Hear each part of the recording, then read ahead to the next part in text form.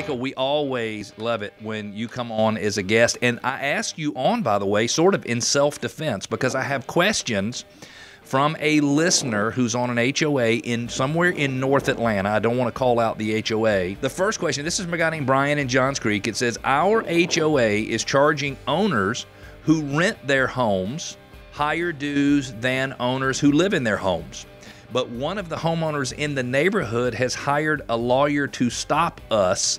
Can we do this? I said to him that I don't think they can do that because I don't think typical bylaws, covenants, and restrictions actually allow them to do that. But what is your opinion? Well, you hit the nail on the head. The issue is what is in the covenants regarding assessments and the authority that the board has. Okay. I doubt, although it's possible, I doubt the board or the association is actually charging higher assessments. He called them dues, but higher assessments.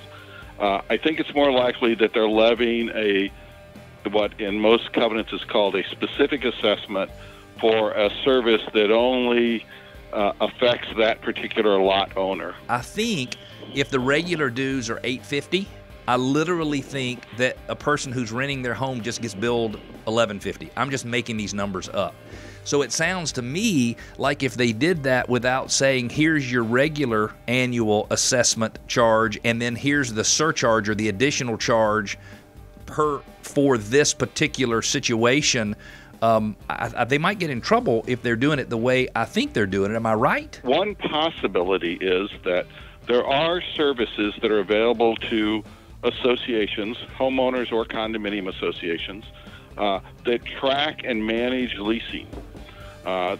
Some communities have leasing caps, and even if they don't, they may have the authority in their covenants to track the leasing. It's a third party, and they offer this service to HOAs or condominiums where they manage leases, they look for the renewals, they track who's in the units in terms of tenant residency requirements. Okay. And they report that back to the board. And to do that, they charge the association a fee.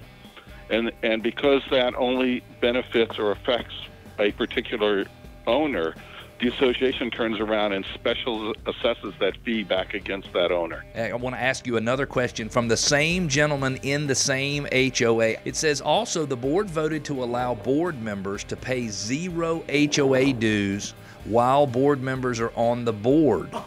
Can we do this? And I said, now it's not appropriate to say curse words on the radio, but I said, hell no, you can't do that. Okay, I'm not a lawyer, can't give legal advice, but yes, I would give you long odds that hell no would be the right answer. You would have to look in their bylaws and see if there's a provision for paying board members.